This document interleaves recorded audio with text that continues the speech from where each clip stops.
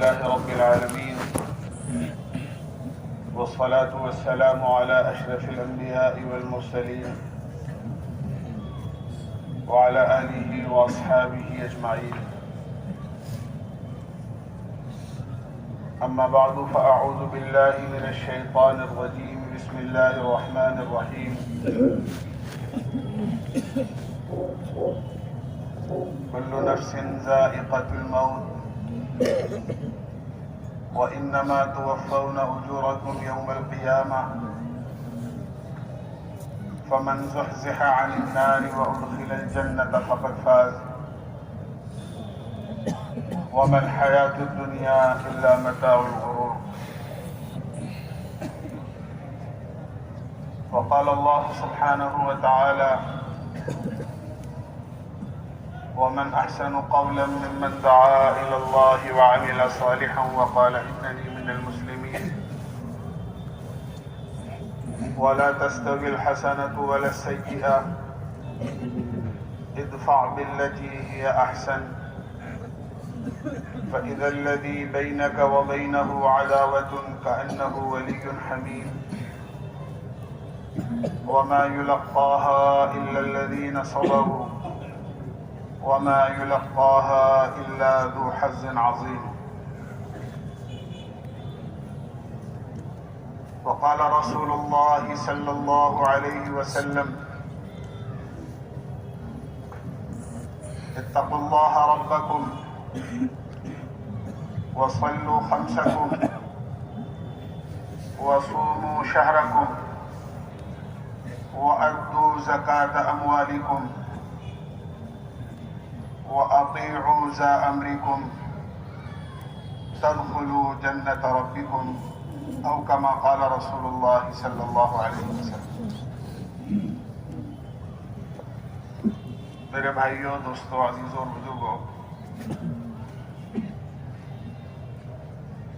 پوری دنیا اور پوری دنیا کا سارا نظام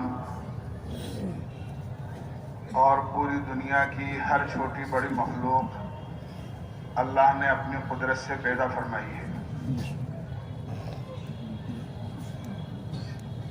ان تمام مخلوقات میں ہمیں اور آپ اور انسان کو بھی اللہ نے پیدا فرمایا ہے. فرق یہ ہے کہ انسان اشرف المخلوقات ہے، افضل الخلائق ہے. ساری مخلوقات میں جو فضیلت، جو مقام، جو مرتبہ اللہ نے انسان کو بخشا ہے وہ کسی دوسری مخلوق کو نہیں دیا ہے. انسانوں کو جو دنیا میں اب موجود ہیں یا آ چکے ہیں یا آئندہ قیامت تک آئیں گے، سب کو اللہ نے ایک مرد اور ایک عورت، حضرت آدم علیہ السلام اور حضرت حوا سے پیدا فرمایا ہے. قرآن کریم میں اللہ تعالیٰ کا ارشاد ہے: یا ایھا الناس انا خلقناکم من ذکر وانثی وجعلناکم شعوبا وقبائل لتعارفوا ان اکرمکم عند اللہ اتقاکم. ساری دنیا کے انسان ایک مرد اور ایک عورت سے پیدا ہوئے ہیں، آدم علیہ السلام اور حضرت حوا سے. آدم علیہ السلام کو پیدا فرمانے کے بعد اللہ تعالیٰ نے جنت میں داخل فرمایا اور حضرت حوا کو وہیں پیدا کیا. گویا ہمارا اصلی وطن اور ہمارا آبائی وطن جنت ہے، اس لیے کہ آدم علیہ السلام پیدا ہونے کے بعد جنت ہی میں رہا کرتے تھے. ہماری ماں حوا بھی وہیں رہتی تھی اور ہمارے باپ آدم علیہ السلام بھی وہیں رہتے تھے.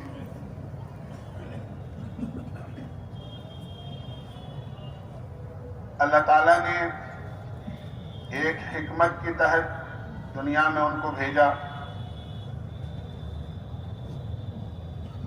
جو حکمتیں اللہ تعالیٰ نے اپنے علم میں رکھی ہیں اور پوشیدہ ہیں وہ تو اللہ ہی جانتا ہے، لیکن قرآن و حدیث کی صراحتوں سے پتہ لگتا ہے کہ آدم علیہ السلام کو اللہ نے پیدا فرمانے کے بعد جنت میں جب داخل کیا تو وہاں کی تمام نعمتوں سے فائدہ اٹھانے کی اجازت دی، سوائے ایک درخت کے جس کے بارے میں یہ حکم تھا وَلَا تَقْرَبَا هَذِهِ الشَّجَرَةَ کہ اس درخت کے قریب مت جانا. لیکن شیطان انسان کا ازلی دشمن ہے. اس نے جنت میں بھی انسان کو نہیں چھوڑا اور بہکا دیا، اور آدم علیہ السلام نے اور حضرت حوا نے اس درخت کا پھل کھا لیا جس کے قریب جانے سے منع کیا گیا تھا. جنت ایک ایسی جگہ ہے جو اللہ کے انعامات کی جگہ ہے. وہاں کھانا ہے، بیت الخلا نہیں ہے، پانی ہے، پیشاب کی حاجت نہیں ہوگی. وہاں پر دن ہی دن ہوگا، رات نہیں ہوگی. وہاں راحت اور آرام ہوگا، وہاں کسی قسم کی تکلیف اور غم نہیں ہوگی. وہاں زندگی ہی زندگی ہے، وہاں موت نہیں ہوگی. جب آدم علیہ السلام سے چوک ہو گئی اور بھول ہو گئی اور اس درخت کے پھل کو کھا لیا تو آدم علیہ السلام کو بیت الخلا اور استنجے کی حاجت ہوئی. اللہ تعالیٰ نے فرمایا جنت پاک جگہ ہے جہاں ناپاکی کسی طرح ممکن نہیں ہے. استنجے سے فارغ ہونا ہے اور بیت الخلا جانا ہے تو آپ کو جنت سے باہر جانا پڑے گا. چنانچہ آدم علیہ السلام کو اللہ نے دنیا میں اتار دیا، حضرت حوا بھی اتار دی گئی. یہ دنیا اگر ان تمام واقعات میں غور کیا جائے اور ان تمام حقائق کو غور سے سنا اور پڑھا جائے اور سمجھا جائے تو سوائے اس کے کچھ نہیں ہوگا کہ دنیا آدم علیہ السلام کی بیت الخلا ہے.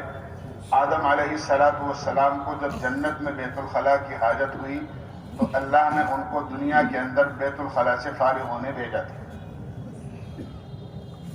ایسی جگہ جو بیت الخلا کی حیثیت رکھتی ہو اس سے کیا دل لگانا، اس سے کیا محبت کرنا اور اس کو حاصل کرنے کی کیا کوشش کرنا.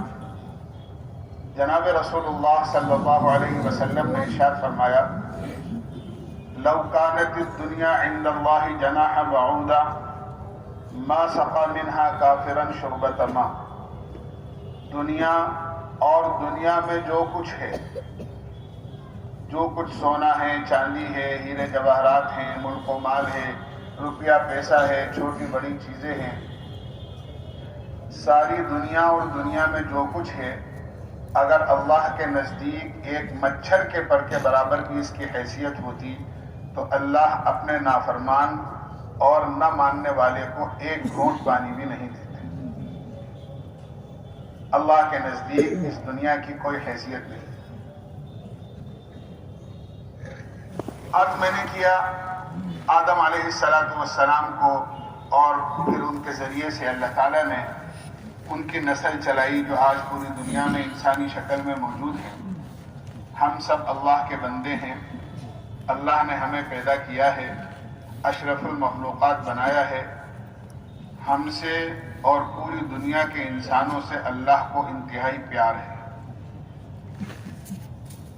بندوں سے اللہ کو بہت زیادہ محبت ہے، اور اس کی محبت کی علامت اور دلیل یہ ہے اللہ تعالیٰ نے ہمیشہ اپنے بندوں کو صحیح راستہ دکھانے کے لیے، نوازنے کے لیے ان کو اپنے لامحدود خزانوں سے کچھ دینے کے لیے اسباب قائم کریں، بہانے تلاش کریں. جیسے یہ سمجھ لیجیے آج ہی کی رات ہے، یہ اپنے بندوں کو نوازنے کا ایک بڑا بہانہ ہے. علماء نے لکھا ہے جس طرح ایمان والوں کے لیے دنیا میں 2 عیدیں اللہ نے بنائی ہیں، ایک عید الفطر اور ایک عید الاضحیٰ. یہ 2 عیدیں ہیں جو اللہ کی طرف سے ایمان والوں کے لیے مقرر کی گئی. اس کے علاوہ کوئی تیسری عید نہیں ہے. اسی طرح آسمان پر فرشتوں کی بھی 2 عیدیں ہیں، لیکن ان کی عیدیں دن میں نہیں ہوتی ہیں، رات کو ہوتی ہیں، جن میں سے ایک شب برات ہے اور ایک شب قدر ہے. شب برات 15ویں شعبان کی جو رات ہوتی ہے اس کو کہتے ہیں، اور شب قدر رمضان المبارک کی اخیر عشرے کی طاق راتوں میں ہوتی ہے، جس کو تلاش کرنے کی ترغیب دی گئی ہے، ہمیں حکم دیا گیا ہے. یہ رات اتنی مبارک رات ہے کہ کئی خصوصیتیں اس رات کی اللہ کے نبی علیہ الصلوۃ والسلام نے بیان فرمائی، اور اس لیے بیان فرمائی ہے کہ یہ موقع جو اللہ نے اپنے بندوں کو نوازنے کے لیے دیا ہے کہیں ہاتھ سے نہ چلا جائے، کہیں اس کو ہم کھو نہ دیں، کہیں یہ ضائع نہ ہو جائے، اور اس میں نازل ہونے والی رحمتیں اور بندوں کو ملنے والی برکتیں کوئی ایسا محروم القسمت نہ ہو جو محروم القسمت ایسا کہ وہ اس سے محروم ہو جائے. اللہ تعالیٰ نے اس لیے ہمیں بار بار اس کی ترغیب دی ہے، اور اللہ کے نبی علیہ الصلوۃ والسلام نے اس طرف متوجہ فرمایا. اللہ کے نبی علیہ الصلوۃ والسلام گھر پر تشریف لائے. آرام فرمانے کے لیے آپ بستر پر لیٹ گئے. خاموشی کے ساتھ آپ اٹھے اور آپ روانہ ہو گئے. حضرت عائشہ رضی اللہ عنہا کے حجرے میں تھے آپ. اچانک حضرت عائشہ کو شک پیدا ہوا کہ آپ بستر پر لیٹنے کے بعد اچانک اٹھے اور تشریف لے گئے، کہاں جاتے ہیں؟ حضرت عائشہ نے اللہ کے نبی علیہ الصلوۃ والسلام کو دیکھا کہ آپ جنت البقیع تشریف لے گئے، اور وہاں کھڑے ہو کر آپ نے دیر تک وہاں مرحومین اور جو مدفون ہیں ان کے لیے آپ نے دعائے مغفرت فرمائی. آپ وہاں سے تشریف لائے تو حضرت عائشہ بھی واپس ہوئی. حضرت عائشہ کا سانس پھول رہا تھا. اللہ کے نبی علیہ الصلوۃ والسلام نے پوچھا، عائشہ کیا بات ہے، کیسے سانس پھول رہا ہے؟ حضرت عائشہ نے اللہ کے نبی علیہ الصلوۃ والسلام سے حقیقت بیان فرما دی. اللہ کے نبی آپ تشریف لے گئے، مجھے اچانک وہم ہو گیا، نہ معلوم کہاں تشریف لے گئے. میں نے آپ کے پیچھے پیچھے چلنا شروع کیا تو آپ کو جنت البقیع میں پایا.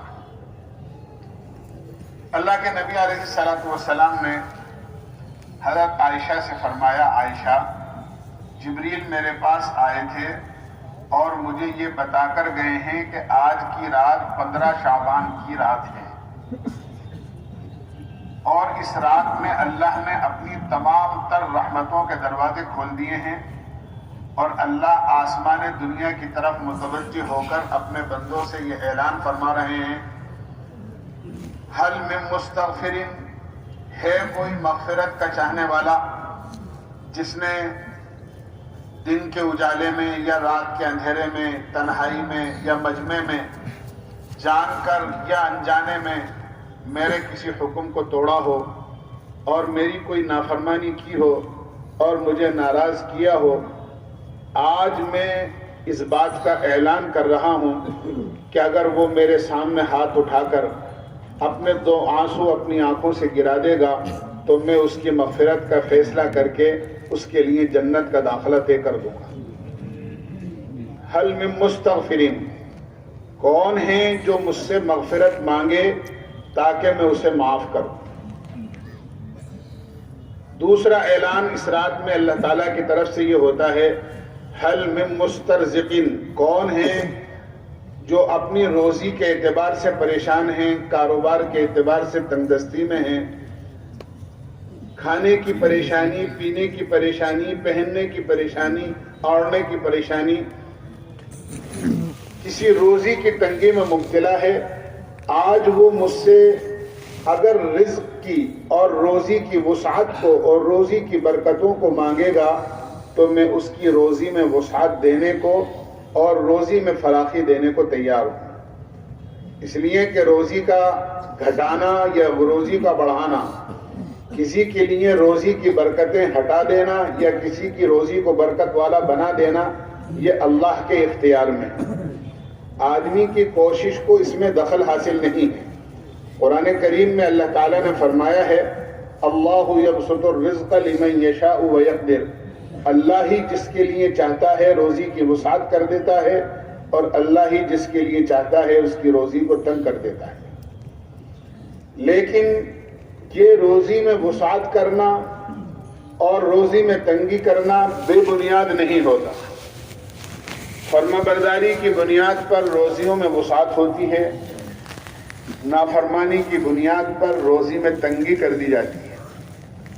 اللہ تعالیٰ نے قرآن کریم میں فرمایا ہے وَمَنْ أَعْرَضَ عَنْ ذِكْرِي فَإِنَّ لَهُ مَعِيشَةً ضَنْكًا، جو ہماری تعلیمات سے، ہمارے بھیجے ہوئے دین سے، جناب رسول اللہ صلی اللہ علیہ وسلم کی لائی ہوئی شریعت سے روگردانی کرے گا، منہ موڑے گا، اس پر عمل نہیں کرے گا، اس کی خلاف ورزی کرے گا، ہم اس کی زندگی کو تنگ کر دیں گے۔ ہر اعتبار سے تنگیاں اس کے اوپر آئیں گی، روزی کے اعتبار سے، کاروبار کے اعتبار سے۔ تو اللہ تعالیٰ کی طرف سے اعلان ہوتا ہے کوئی اپنے گناہوں کی معافی مانگ کر ہم سے روزی کی وسعت چاہنے والا، ہم اس کی روزی کے برکتوں کے فیصلے اس رات میں کر دیں گے۔ تیسرا اعلان ہوتا ہے کوئی جو کسی پریشانی یا بیماری میں مبتلا ہے، آج وہ اپنی بیماری سے ہم سے صحت مانگے، اپنی پریشانی سے عافیت مانگے تو ہم اس کو عافیت دینے کو تیار ہیں اور بیماری سے نجات دینے کو تیار ہیں۔ آپ نے فرمایا یہ اعلان مغرب سے لے کر صبح صادق تک ہوتا رہتا ہے اور اللہ تعالیٰ کی رحمتوں کے دروازے ہر ایمان والے کے لیے کھلے رہتے ہیں، اور پھر عمومی اعتبار سے اتنے بندوں کی مغفرت کی جاتی ہے کہ آپ نے مثال دے کر فرمایا کہ قبیلہ بنو کلب کی بکریوں کے بالوں سے زیادہ اللہ اس رات میں اپنے بندوں کو جہنم سے نجات مرحمت فرماتے ہیں اور جنت کا داخلہ ان کے لیے طے فرماتے ہیں۔ عرب میں سب سے بڑی مالیت یہ سمجھی جاتی تھی جن کے ہاں بھیڑ بکریاں ریوڑ جانور زیادہ ہوں، اس لیے کہ اونٹوں کا، بھیڑ بکریوں کا، جانوروں کو پالنے کا رواج تھا اور یہی سب سے بڑی مالیت اس زمانے میں قرار دی جاتی تھی۔ قبیلہ بنو کلب ایک ایسا قبیلہ تھا جس میں یہ جانور سب سے زیادہ پائے جاتے تھے۔ آپ نے تحدید کے طور پر نہیں بلکہ تکثیر کے طور پر فرمایا کہ جتنا ریوڑ اور جتنے جانور قبیلہ بنو کلب کے پاس ہیں اور ان جانوروں کے بدن پر جتنے بال ہیں، ان بالوں سے زیادہ اللہ اپنے بندوں کو جہنم سے اس رات میں نجات مرحمت فرماتے ہیں۔ لیکن یہ بھی آپ نے بتا دیا کہ اس عمومی مغفرت کے موقع پر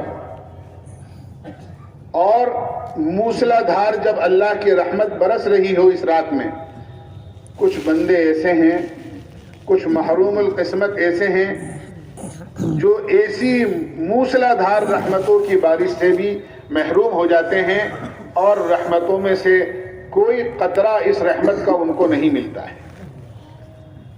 اللہ کے نبی علیہ الصلاۃ والسلام نے ایک فہرست ایسے لوگوں کی گنوائی ہے جس میں شرک کرنے والا بھی ہے،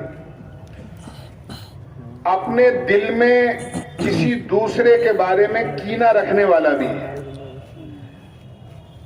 کہ اپنے دل میں کسی کی برائی رکھے، کسی کو نقصان پہنچانے کے پلان بنائے، کسی کی طرف سے اپنے دل میں عداوت اور دشمنی رکھے۔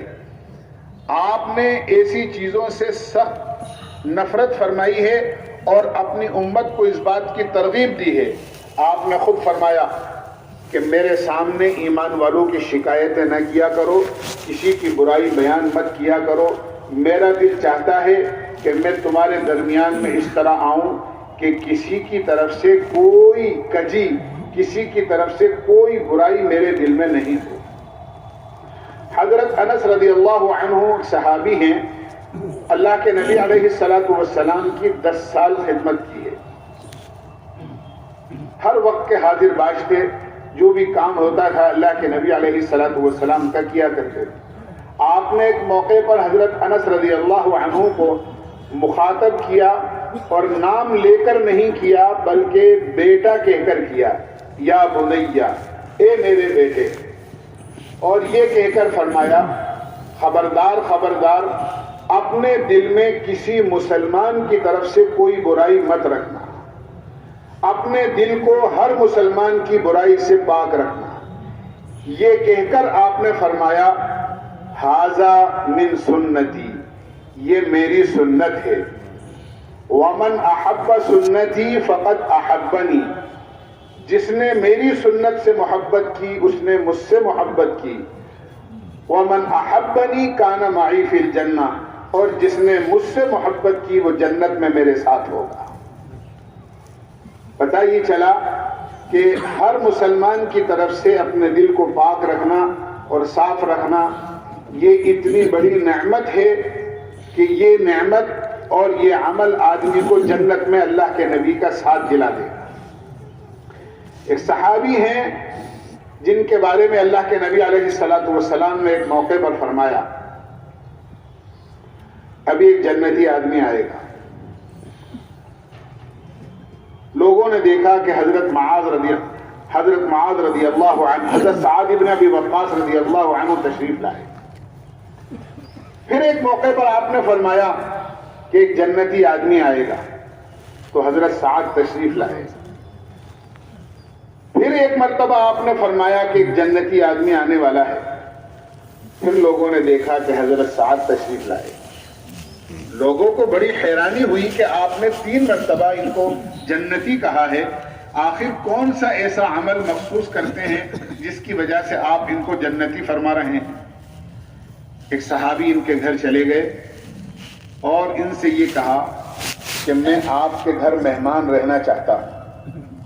مہمان نوازی صحابہ کی صفت تھی، اور اتنے مہمان نواز تھے کہ اپنے معصوم بچوں کو بھوکا سلا کر آنے والے مہمان کو کھانا کھلایا کرتے تھے۔ فضائل کی کتابوں میں آپ نے پڑھا ہوگا اور سنا ہوگا کہ اللہ کے نبی کی مسجد سے مہمان گھر لے گئے، بیوی سے پوچھا کچھ کھانے کو ہے؟ بیوی نے کہا کچھ نہیں ہے، تھوڑا سا کچھ بچوں کے لیے ہیں۔ بیوی سے کہا بچوں کو تو بہلا کر سلا دو، آنے والے مہمان کو کھانا کھلانا ہے، اس لیے کہ اللہ کے نبی علیہ الصلوۃ والسلام کا ارشاد ہے من کان یؤمن باللہ والیوم الآخر فلیکرم ضیفہ، جو اللہ پر اور آخرت کے دن پر ایمان رکھتا ہو اس کو چاہیے کہ اپنے مہمان کا اکرام کرے۔ چنانچہ بچوں کو سلا دیا گیا، مہمان کو کھلانے کے لیے چراغ بجھا دیا گیا کہ مہمان ساتھ میں کھانے کا اصرار کرے گا، اور اگر ہم نے مہمان کے ساتھ کھانا کھایا تو مہمان کے لیے بچے گا ہی کیا؟ ہم خالی ہاتھ منہ تک لے جائیں گے، اندھیرے میں مہمان سمجھے گا ہم بھی اس کے ساتھ کھا رہے ہیں، لیکن مہمان کھا لے گا۔ جب یہ عمل انہوں نے رات کے اندھیرے میں کیا، جبکہ ہاتھ کو ہاتھ نظر نہیں آ رہا تھا، مہمان کے سامنے میزبان کھانا کھا رہا ہے اور اپنا خالی ہاتھ دسترخوان اور پلیٹ تک لے کر جاتا ہے اور خالی ہاتھ اپنے منہ تک لے جاتا ہے، اور مہمان کو اس اندھیرے میں یہ پتہ نہیں لگتا کہ یہ ان کے ہاتھ میں لقمہ ہے یا خالی ہاتھ اپنے منہ تک لے جا رہے ہیں. جس گھر میں اتنا اندھیرا اور جو عمل اتنے اندھیرے میں کیا گیا ہو. اللہ بڑے قدردان ہیں، اللہ بڑے قدردان ہیں. ابھی اندھیرا ختم نہیں ہوا تھا، صبح صادق ہوئی اور اسی حال میں مسجد نبوی میں جب نماز پڑھنے پہنچے، اللہ کے نبی علیہ السلام نے خوشخبری سنائی، تمہارا رات کا عمل اللہ کو اتنا پسند آیا. مہمان نے تمہارا عمل نہیں دیکھا لیکن اللہ نے 7 آسمانوں کے اوپر تمہارا عمل دیکھ لیا، اور اللہ نے تمہاری شان میں آسمان سے قرآن کی آیتیں اتار دی. وَيُؤْثِرُونَ عَلَىٰ أَنفُسِهِمْ وَلَوْ كَانَ بِهِمْ خَصَاصَةٌ.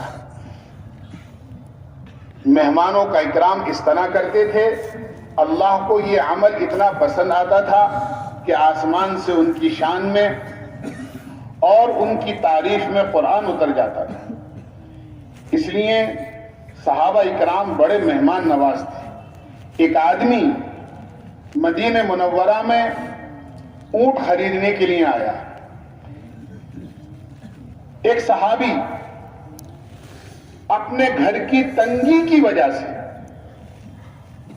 کوئی کھانے پینے کے اسباب گھر میں نہیں تھے، سوائے اس کے کوئی چارہ نہیں تھا کہ سواری کے لیے جو اونٹ ہے اس اونٹ کو بیچ کر گھر میں کھانے پینے کا کوئی نظم کیا جائے. اپنا اونٹ بیچنے کے لیے مدینے کے بازار میں تشریف لے گئے. وہ آدمی باہر سے آیا تھا اونٹ خریدنے کے لیے. اس نے اونٹ دیکھا، اونٹ پسند آ گیا. قیمت معلوم کری، انہوں نے قیمت بتائی، قیمت اس کو کچھ زیادہ معلوم ہوئی اور وہ مارکیٹ میں دوسرا اونٹ دیکھنے کے لیے نکل گیا. کیا ہو سکتا ہے ایسا ہی کوئی اونٹ کم قیمت کے اندر مجھے مل جائے. لیکن شام تک اس کو کوئی اونٹ ایسا نہیں نظر آیا اور نہیں ملا. ان کو بھی کوئی دوسرا گاہک نہیں ملا. یہ اپنا اونٹ واپس لے کر اپنے گھر آ گئے. اس نے یہ سوچا کوئی بات نہیں، اونٹ انہی کا اچھا ہے، تلاش کروں اور تلاش کر کے جو قیمت وہ مانگ رہے ہیں اسی قیمت کے اندر وہ اونٹ خرید لوں.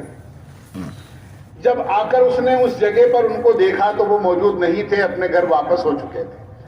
تلاش کرتا کرتا ان کے گھر پہنچا. جب وہ گھر پہنچا تو شام ہو چکی تھی.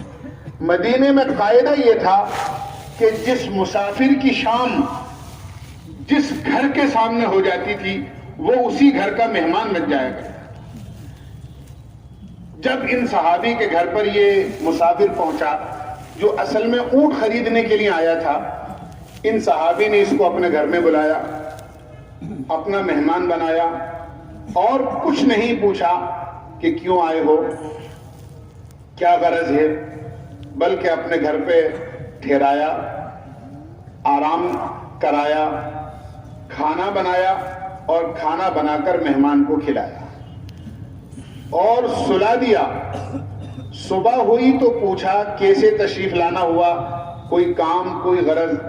کہنے لگے شاید آپ نے مجھے پہچانا نہیں، میں کل صبح بازار میں اونٹ خریدنے کے لیے آیا تھا، آپ سے میں نے اونٹ کی قیمت معلوم کی تھی، آپ نے کو جو قیمت بتائی وہ مجھے زیادہ لگی، میں آگے بڑھ گیا، آپ کا اونٹ میں نے نہیں خریدا، مجھے آپ جیسا اونٹ کہیں بازار میں نظر نہیں آیا. شام کو دوبارہ میں اسی مقام پر آپ کو تلاش کرنے کے لیے پہنچا تو میں نے آپ کو نہیں پایا، لہذا میں آپ کو تلاش کرتے کرتے آپ کے گھر آیا ہوں. میں وہ اونٹ خریدنا چاہتا ہوں، آپ جو قیمت مانگ رہے ہیں وہ قیمت میں ادا کر دیتا ہوں، آپ وہ اونٹ مجھے دے دیں. میزبان نے کہا جو اونٹ آپ مجھ سے خریدنے کے لیے آئے ہو، میرے گھر میں آپ کی ضیافت کے لیے کوئی سامان نہیں تھا، میں نے رات کو وہ اونٹ قربان کر کے آپ کو اس کا کھانا کھلا دیا ہے. ایسے مہمان نواز تھے. الغرض میں تو یاد کر رہا تھا کہ سعد بن ابی وقاص رضی اللہ عنہ کے گھر پر وہ تشریف لے گئے ان کا عمل دیکھنے کے لیے. 24 گھنٹے رہے، صبح کا عمل بھی دیکھا، شام کا بھی دیکھا، دن کا بھی دیکھا، رات کا بھی دیکھا، لیکن عام صحابہ کے عمل میں اور ان کے عمل میں کوئی فرق محسوس نہیں کیا. آخر مجبور ہو کر اپنا ارادہ بتا دیا اللہ کا دیا ہوا میرے گھر میں سب کچھ ہے، میں تو صرف آپ کا عمل دیکھنے آیا تھا، اس لیے کہ اللہ کے نبی نے آپ کو 3 مرتبہ جنتی فرمایا ہے۔ کہنے لگے میں کوئی خاص عمل نہیں کرتا ہوں، جو عام ایمان والے کرتے ہیں وہی کام میں بھی کرتا ہوں، صرف بات اتنی ہے جب رات کو سونے کے لیے لیٹتا ہوں تو اپنے دل کو ہر مسلمان کی برائی سے صاف کر لیتا ہوں۔ اگر کسی نے مجھے گالی دی ہے، برا کہا ہے، میرے ساتھ کوئی زیادتی کی ہے، ظلم کیا ہے، کوئی مجھے ستایا ہے، میں سب کو اللہ کے لیے معاف کر کے اور سب کی طرف سے اپنے دل کو صاف کر کے سوتا ہوں۔ فرمانے لگے یہی عمل ہے جس کی وجہ سے اللہ کے نبی نے آپ کو جنتی فرمایا ہے۔ تو کینہ رکھنا، کسی کی برائی رکھنا اتنا ناپسندیدہ عمل ہے اللہ کے نزدیک کہ اس شب برات میں بھی اس کی مغفرت نہیں ہوتی ہے۔ اس کو شب برات کہتے ہی اس لیے ہیں، برات کے معنی ہیں نجات کے، نجات کے معنی ہیں جہنم سے آزادی کے۔ کسی قیدی کو جیل سے آزاد کر دیا جائے، وہ آدمی جس کے لیے جہنم کا فیصلہ ہو چکا ہے، اس کو جہنم سے آزادی کا پروانہ مل جائے، اس سے بڑی کیا نعمت اس کے لیے ہوگی اور اس سے بڑا اس کے لیے کیا انعام ہوگا۔ عرض میں نے کیا کہ اللہ تعالیٰ اپنے بندوں کو نوازنے کے لیے ایسے حالات لے کر آتے ہیں اور ایسے مواقع لے کر آتے ہیں تاکہ اپنے بندوں کو نوازیں، اس لیے کہ اللہ کو اپنے بندوں سے انتہائی پیار ہے۔ ایک اللہ تعالیٰ اپنے بندوں کو عمومی طور سے نوازنے کے لیے ہر زمانے میں اللہ نے یہ راستہ اختیار کیا ہے کہ انبیاء علیہم السلام کو اللہ نے دنیا میں بھیجا، اور اس لیے بھیجا کہ انسانوں کو جا کر یہ بتائیں تمہارا اصلی وطن جنت ہے، تمہارے باپ دادا آدم علیہ السلام جنت میں تھے، ایک حکمت کے تحت دنیا میں آئے ہیں، تمہیں لوٹ کر واپس جنت میں چلے جانا ہے۔ جنت میں تم کیسے جاؤ گے؟ اس کا راستہ بھی جناب رسول اللہ صلی اللہ علیہ وسلم کے ذریعے سے امت کو بتایا، اور آپ سے پہلے سارے نبیوں نے اپنے اپنے زمانے کے لوگوں کو بتایا کہ جنت میں جانے کا یہ راستہ ہے۔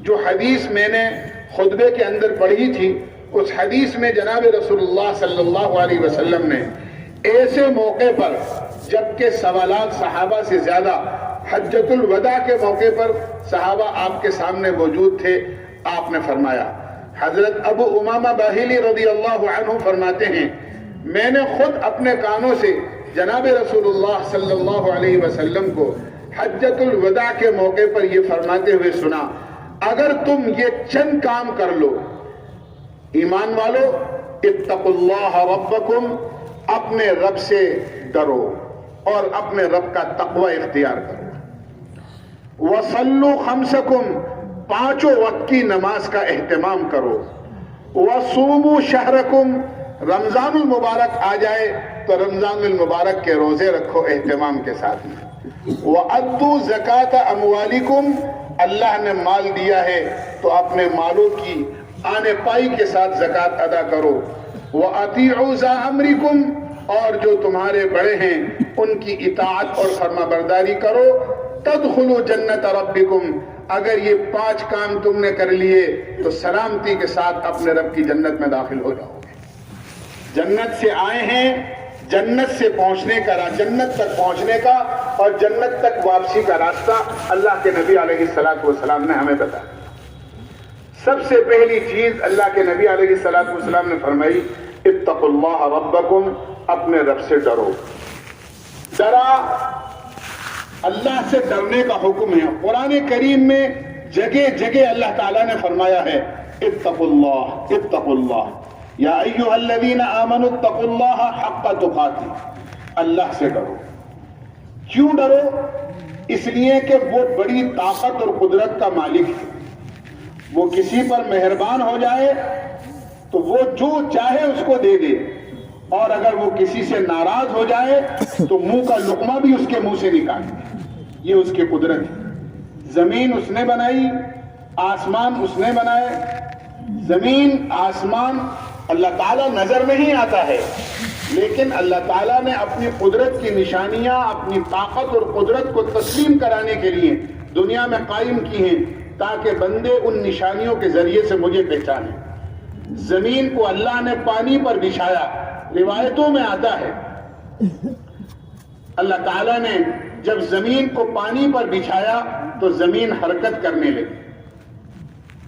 اللہ تعالیٰ نے زمین کی حرکت کو روکنے کے لیے کیلوں کے طور پر، میخوں کے طور پر پہاڑوں کو اس پر قائم کیا۔ زمین ٹھہر گئی۔ 7 زمین اللہ نے بنائی، یہ کے بعد دیگرے اور اوپر نیچے۔ اللہ نے اوپر 7 آسمان بنائے۔ هو الذی خلق 7 سماوات طباقا، اوپر نیچے 7 آسمان اللہ نے بنائے ہیں، اور بغیر ستون کے آسمان بنایا ہے۔ اور اللہ تعالیٰ فرما رہے ہیں ہل تری من فطور، میری قدرت کی بنائی ہوئی چیزوں میں تمہیں کوئی کمی نظر آتی ہے؟ اللہ کی مخلوق وہ اتنی طاقتور ہے تو بنانے والا کتنا بڑا طاقتور ہوگا۔ یہ مخلوقات تو دنیا میں ہے ہی جن کو ہم دیکھ رہے ہیں۔ ایک مخلوق ہے جو اللہ کے فرشتے کہلاتے ہیں، بے شمار فرشتے اللہ نے پیدا کیے ہیں، بے شمار فرشتے۔ وما يعلم جنود ربك الا هو، اللہ تعالیٰ فرماتے ہیں فرشتوں کا کتنا بڑا لشکر ہے اس کے پاس میں وہی جانتا ہے، دوسرا کوئی نہیں جانتا ہے۔ امام فخر الدین رازی رحمت اللہ علیہ نے اپنی تفسیر کبیر میں لکھا ہے کہ جناب رسول اللہ صلی اللہ علیہ وسلم جب معراج میں تشریف لے گئے، آپ نے آسمان دنیا پر دیکھا فرشتوں کا ایک بڑا قافلہ ہے جو ایک جانب سے آتا ہے دوسری جانب چلا جاتا ہے۔ جو فرشتے ایک مرتبہ گزرتے ہیں دوبارہ نہیں آتے۔ جبریل امین سے پوچھا جبریل یہ فرشتے کہاں آ رہے ہیں، کہاں سے آ رہے ہیں، کہاں جا رہے ہیں؟ جبریل امین نے عرض کیا اللہ کے نبی یہ تو مجھے بھی معلوم نہیں کہاں سے آ رہے ہیں کہاں جا رہے ہیں۔ وہاں ایک فرشتہ کھڑا ہوا تھا، اس سے پوچھا یہ فرشتے کہاں سے آ رہے ہیں اور کہاں جا رہے ہیں؟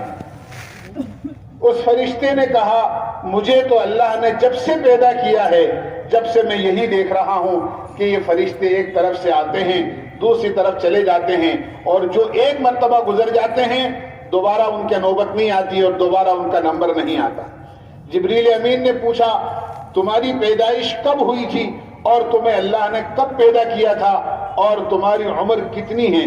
اس فرشتے نے یہ کہا جب اللہ نے مجھے پیدا کیا تھا آسمان پر صرف ایک ستارہ تھا، اور ایک ستارے کے بعد دوسرا ستارہ اللہ نے 4 لاکھ برس بعد پیدا کیا ہے، پھر دوسرے ستارے کے بعد تیسرا ستارہ 4 لاکھ برس بعد پیدا ہوا ہے، اور تیسرے کے بعد چوتھا ستارہ 4 لاکھ برس بعد پیدا ہوا ہے۔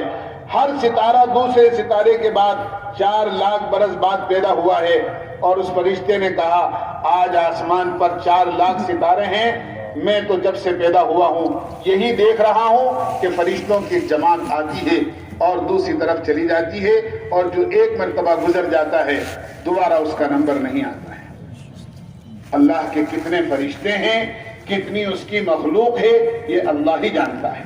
لیکن اللہ نے ان فرشتوں میں سے 4 فرشتوں کو اپنا مقرب بنایا ہے۔ ان میں سے ایک اسرافیل علیہ السلام، اللہ نے ایک خدمت ان کے ذمے کی ہے، اور یہ خدمت ان کے ذمے ہے، وہ انتظار میں ہیں کہ جب اللہ کو اس کائنات کو فنا کرنا ہوگا، تمام 7 آسمان، تمام 7 زمینیں، پہاڑ، دریا اور دنیا کی ہر چھوٹی بڑی مخلوق جب اللہ اس کو فنا کرنے کا ارادہ کریں گے اور قیامت کو قائم فرمانا چاہیں گے، تو اسرافیل علیہ السلام کو اللہ حکم دیں گے کہ ایک پھونک مار دو۔ اسرافیل علیہ السلام ایک پھونک ماریں گے، ان کی ایک پھونک میں اتنی طاقت ہوگی کہ پہاڑ روئی کے گالوں کی طرح اڑنے لگیں گے، آسمان ٹوٹ جائے گا، زمین پھٹ جائے گی، سمندر بہہ پڑیں گے، ہر جاندار مخلوق مر جائے گی، اور پوری دنیا کا نظام درہم برہم ہو جائے گا۔ القارعۃ ما القارعۃ وما ادراک ما القارعۃ اذا الشمس كورت واذا النجوم انكدرت واذا الجبال سيرت واذا العشار عطلت واذا الوحوش حشرت واذا البحار سجرت. یہ ساری چیزیں اللہ نے قرآن میں بیان کی ہیں کہ پوری دنیا کا نظام درہم برہم ہو جائے گا. یہ کیسے ہوا؟ کہ ایک فرشتے کی ایک پھونک سے ہوا. جب اللہ کی بنائی ہوئی مخلوق کی ایک پھونک میں اتنی طاقت ہے تو وہ مالک جس نے اس فرشتوں کو پیدا کیا ہوگا یا اس فرشتے کو پیدا کیا ہوگا وہ کتنی بڑی طاقت کا مالک ہوگا, کتنی بڑی قدرت کا مالک ہوگا. حضرت موسیٰ علیہ السلام نے اللہ تعالیٰ سے ایک مرتبہ فرمایا, اے اللہ بالفرض زمین و آسمان, ساتوں زمین اور ساتوں آسمان اگر تیری نافرمانی پر اتر آئیں تو تو ان کو سزا دینے کے لیے کیا کرے گا؟ اللہ تعالیٰ نے فرمایا سلطت علیہم دابہ, میں ایک جانور ان پر مسلط کروں گا جو ان کو بغیر چبائے ساتوں زمین ساتوں آسمان کو نگل جائے گا. اللہ تعالیٰ نے فرمایا, جب موسیٰ علیہ السلام نے پوچھا اے اللہ وہ جانور کہاں ہیں؟ فرمایا میری چراگاہوں میں سے ایک چراگاہ میں چل رہا ہے. اے اللہ تیری وہ چراگاہ کہاں ہیں؟ فرمایا وہ میرے علم کے خزانوں میں ہیں, تمہیں علم دیا ہی کتنا گیا ہے. وما اوتیتم من العلم الا قلیلا, تمہیں جو کچھ معلومات اور علم دیا گیا ہے وہ تو میرے علم کے خزانوں کے مقابلے میں بہت تھوڑی. اللہ کا خزانہ بہت بڑا ہے اور اللہ تعالیٰ کی طاقت بہت بڑی ہے. اللہ اتنی بڑی طاقت اور قدرت کے مالک ہیں, اس لیے اللہ نے حکم دیا ہے میری ذات سے ڈرو, مجھ سے ڈرو. میں جب کسی کو دینا چاہوں تو چھپر پھاڑ کر دے سکتا ہوں, وارے کے نیارے کر سکتا ہوں. جن لوگوں نے قسمیں کھائی تھی سمندر میں کود کر جان دے سکتے ہیں, پہاڑوں سے کود کر اپنے آپ کو ہلاک کر سکتے ہیں, جنگلوں میں جا کر جنگلی جانوروں کا لقمہ اپنے آپ کو بنا سکتے ہیں, لیکن ایمان میں داخل نہیں ہو سکتے. عکرمہ ابن ابو جہل کے بیٹے عکرمہ کو اللہ نے ایمان دیا, اور جب ان سے یہ پوچھا تم نے تو قسمیں کھائی تھیں کہ ہم جو کچھ چاہے کر سکتے ہیں لیکن ایمان میں داخل نہیں ہو سکتے, تو عکرمہ کہنے لگے ہم ایمان میں داخل نہیں ہوئے بلکہ ایسا لگا کہ ایمان ہی ہمارے دل میں داخل ہو گیا ہے, ایمان ہی ہمارے دل میں داخل ہو گیا ہے. اللہ نوازنا چاہے ابو جہل کے بیٹے کو نواز دے, اللہ نوازنا چاہے حضرت حمزہ کے قاتل کو جس نے حضرت اللہ کے نبی کے چچا کو شہید کیا, ان کے ناک کان کاٹے, اللہ نے اس وحشی کو ایمان دے دیا. اللہ نوازنا چاہے جس نے حضرت حمزہ کا کلیجہ چبایا اور ناک کان کو ڈورے میں پرو کر ہار بنا کر پہنا, اللہ نے ابو سفیان کی بیوی ہندا کو ہدایت دے دی. وہ جب کسی کو نوازنے پر آئے تو بہت کچھ نواز سکتا ہے, اور جب وہ چھیننے پر آئے اور جب وہ لینے پر آئے تو جس طرح وہ چھپر پھاڑ کر دینا جانتا ہے تو وہ تھپڑ مار کر لینا بھی جانتا ہے. بڑے بڑے اللہ والے جن کو اپنے علوم پر ناز تھا, اللہ نے عین وقت پر ان کا ایمان سلب کر دیا. اللہ نے ان کو دولتوں سے محروم کر دیا, اللہ نے ان کو ایمان سے محروم کر دیا. اللہ دینا چاہے تو سب کو دے دے, اور نہ دینا چاہے اور لینا چاہے تو سب کچھ لے سکتا ہے. اس لیے اللہ نے اپنی قدرت کی یہ نشانیاں قائم کر کے فرمایا مجھ سے ڈرو, مجھ سے ڈرو. اتقوا اللہ, اللہ سے ڈرو, اور اللہ سے ڈرو گے تو پھر اس کے حکم کی خلاف ورزی نہیں کرو گے. جب ایک عام پولیس والے کو آپ دیکھتے ہیں کہ وہ چوراہے پر کھڑا ہوا ہے, اس کے ڈر کی وجہ سے آپ قانون کے دائرے میں آ جاتے ہیں. ہیلمٹ نہیں ہے تو آپ ہیلمٹ پر ہیلمٹ پہن لیتے ہیں. اگر موٹر سائیکل پر 3 سوار ہیں تو ایک کو اتار کر 2 ہو جاتے ہیں. کہ یہ کیا ہوا کہ یہ ایک آدمی کے ذرا سے ڈر کی وجہ سے آپ قانون کے دائرے میں آ گئے. جب اللہ کی قدرت اور اس کی طاقت سے آدمی واقف ہو جائے گا تو اللہ کی کبھی بھی نافرمانی نہیں کرے گا. اس لیے حکم ہے سب سے پہلا اللہ سے ڈرو جو تمہارا رب ہے. دوسرے فرمایا وَصَلُّوا خَمْسَكُمْ 5 وقت کی نماز کی پابندی کرو، اس لیے کہ نماز تمہاری زندگی کے اندر ہر خوبی پیدا کر دے گی. اس لیے کہ نماز اپنے آپ کو سر سے لے کے پیر تک حکم الہی کا پابند کر دینے کا نام نماز ہے. 5 وقت کی نماز کا اہتمام کرو. یہ عمل اتنا اونچا عمل ہے جس کی طاقت کا ہمیں اندازہ نہیں ہے. نماز تو اتنا اونچا عمل ہے. حضرت عمر فاروق رضی اللہ عنہ کے زمانے میں قحط سالی ہو گئی، آسمان سے بارش ہونی بند ہو گئی، زمین سے غلہ اگنا بند ہو گیا. حضرت عمر رضی اللہ عنہ نے غلہ منگوانا شروع کیا آس پاس کے علاقوں سے، حتیٰ کہ مصر سے بھی غلہ آیا تاکہ لوگوں کی کھانے پینے کا انتظام کیا جائے. لیکن یہ دیکھا کہ جتنا غلہ آ رہا ہے وہ کم پڑ رہا ہے.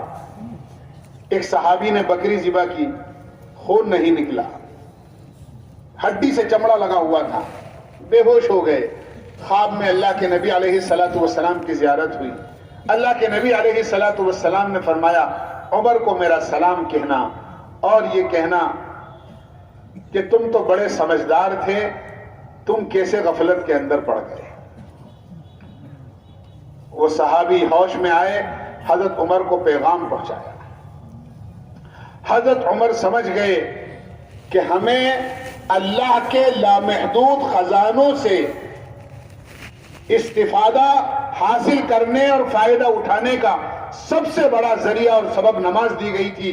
ہم نے نماز پڑھ کر اللہ سے نہیں مانگا، سارے انتظام کیے، ہم نے اللہ سے نہیں مانگا. اس لیے کہ اللہ جب کسی پر روزی کی تنگی ڈالتا ہے، حالات لے کر آتا ہے، چیزوں کی تنگی میں مبتلا کرتا ہے، تو یاد رکھیں اس لیے نہیں ہوتا ہے کہ اللہ کے خزانے میں نعوذ باللہ کوئی کمی آ گئی. یہ تو ایسا ہی ہے، بچے نے نافرمانی کری، ماں نے کہہ دیا آج تجھے کھانا نہیں ملے گا. بچہ بھوکا ہے تو یہ مطلب نہیں ہے کہ گھر میں کھانا ختم ہو گیا. بچے نے نافرمانی کری ہے یا آج سبق یاد نہیں کیا ہے، اس لیے ماں نے اس کا کھانا بند کر دیا. بچہ جب سبق یاد کر کے سنا دیتا ہے یا اپنی غلطی کی معافی مانگ لیتا ہے، ماں معاف کر دیتی ہے اور اپنے ہاتھوں سے اپنے معصوم بچے کو خود کھانا کھلاتی ہے گرم بنا کر. آسمان سے بارشوں کا بند ہو جانا یا ایسی کثرت سے بارش کا ہونا جس سے تباہی مچ جائے، یا کسی چیز کی قلت اور کمی کا پیدا ہو جانا، کسی پر روزی کی تنگی آ گئی، کسی پر بیماریاں آ گئیں، کسی پر اور حالات آ گئے، یہ اس لیے نہیں ہوتا ہے کہ اللہ کے خزانے میں کوئی صحت کی کمی آ گئی، اللہ کے خزانے میں کوئی روٹی روزی کی کمی آ گئی، اللہ کے خزانے میں کوئی پانی کی کمی آ گئی. یہ تو ہماری نافرمانیوں کی بنیاد پر ہوتا ہے. فرما برداریوں پر اللہ کی رحمتیں اترتی ہیں اور نافرمانیوں پر اللہ کا عذاب متوجہ ہوتا ہے. حضرت عمر رضی اللہ عنہ کو احساس ہوا، آپ صحابہ کو لے کر باہر مدینے سے تشریف لے گئے اور آپ نے 2 رکعت نماز صلاۃ الاستسقاء پڑھی اور ہاتھ اٹھا کر اللہ سے دعا کی، اللہم انا نستغفرک ونستسقیک. اے اللہ ہم اپنے گناہوں کی معافی مانگتے ہیں اور تجھ سے بارش کی دعا مانگتے ہیں اور بارش کا سوال کرتے ہیں. ایک چرواہا انہی ایام میں بکریاں چرانے کے لیے جنگل میں تھا کہ اس چرواہے نے آسمان پر بادل دیکھے اور اس بادل میں سے یہ آواز سنی، اتاک الغوث ابا حفص، اتاک الغوث ابا حفص، اتاک الغوث ابا حفص، کہ اللہ تعالیٰ کی طرف سے بادل کو حکم ہو رہا ہے اور اللہ تعالیٰ خوشخبری سنا رہے ہیں، عمر تم نے ہم سے معافی مانگی اور ہم سے بارش کا سوال کیا، ہم نے تمہاری پکار کو اور تمہاری دعا کو سن لیا اور اب یہ بادل آیا ہے اور تم پر بارش برسائے گا. حضرت عمر نے ابھی اپنے چہرے پر دعا ختم کر کے ہاتھ بھی نہیں پھیرے تھے کہ اللہ نے بارش نازل فرما دی اور موسلادھار بارش. نماز تو اللہ سے لینے کا ایسا ذریعہ ہمیں دی گئی تھی، آج ہم نے نمازگی کو چھوڑ دیا. ایک جماعت کام کرتی ہوئی ایک علاقے میں پہنچی غیر ملک میں. وہاں انہوں نے دیکھا کہ ایک آدمی آتا ہے، تعلیم کے حلقے میں بیٹھتا ہے اور واپس چلا جاتا ہے۔ ایک دن روک کر اس سے پوچھا کون ہو، کیسے آتے ہو؟ خاموشی کے ساتھ آتے ہو، چلے جاتے ہو، نہ کسی سے کہتے ہو یا سنتے ہو۔ کہنے لگا میں یہودی عالم ہوں، توریت جدید کا بھی اور توریت قدیم کا بھی۔ وہ توریت جو اللہ نے آسمان پر موسیٰ علیہ السلام پر نازل فرمائی تھی، جس میں کوئی ترمیم اور تنسیخ نہیں ہوئی تھی، اس کو بھی جانتا ہوں، اور جو رد و بدل ترمیم کر دی گئی اس کو بھی جانتا ہوں۔ میں تم سے ایک سوال کرنا چاہتا ہوں، یہ بتاؤ تم کہاں سے آئے ہو؟ انہوں نے بتایا ہم فلاں جگہ سے آئے ہیں، اپنے ملک کا نام بتایا۔ کہنے لگے کہ تمہارے یہاں فجر کی نماز میں کتنے نمازی ہوتے ہیں؟ تو جو فجر کی نماز میں عالم ہوتا ہے انہوں نے بتایا کہ اس طرح ایک صف ہوتی ہے، کہیں 2 صفیں ہوتی ہیں۔ کہ اچھا یہ بتاؤ تمہارے یہاں جمعے کی نماز میں کتنے نمازی ہوتے ہیں؟ تو جمعے کی نماز کا عالم بتایا کہ جمعے کی نماز میں تو جمع غفیر ہوتا ہے۔ اس یہودی عالم نے یہ کہا میں آسمانی کتاب کی خوشخبری تمہیں سناتا ہوں، جب مسلمان نماز کا اتنا پابند ہو جائے گا اور نماز کا اتنا اہتمام کرنے لگے گا کہ مسلمانوں کی مسجدیں جمعے کی نماز کی طرح فجر کی نماز میں بھرنے لگ جائیں گی، تو پھر مسلمان دنیا میں سب سے زیادہ غالب رہے گا۔ دنیا میں کوئی قوم اس کے اوپر غالب نہیں آ سکتی۔ ہم نے نماز کو سمجھا ہی نہیں۔ معمولی آزار پر آج مسلمان نماز چھوڑ دیتا ہے، حالانکہ اللہ کے نبی علیہ السلام نے دین اور دنیا دونوں جہاں کی خوشخبری نماز پر دی۔ دنیا کے سارے مسائل کا حل بھی نماز میں رکھا ہے، اور آخرت کے سارے مسائل کا حل بھی اللہ نے نماز میں رکھا ہے۔ اور اللہ نہ کرے نماز چھوڑ دی، کتنا بڑا نقصان ہوگا۔ میں تو کبھی کبھی سوچتا ہوں اور آج کل عرض بھی کرتا ہوں، آپ نے فضائل کی کتابوں میں سنا ہوگا، تعلیم کے حلقوں میں، کہ جو آدمی نماز کا اہتمام کرتا ہے اللہ تعالیٰ 5 طرح سے اس کا اعزاز و اکرام فرماتے ہیں، اور جو آدمی نماز میں سستی کرتا ہے 15 طریقے سے اس کو عذاب ہوتا ہے۔ ان 15 طریقے سے جو عذاب اس میں نقل کیا گیا ہے، اس میں صرف 3 چیزیں آپ کو بتاتا ہوں کہ نماز چھوڑ کر ہم اپنا کتنا بڑا نقصان کر رہے ہیں۔ ایک تو اللہ کے نبی علیہ السلام نے یہ بیان کیا کہ بے نمازی کی سارے نیک کاموں کا اجر ہٹا دیا جاتا ہے۔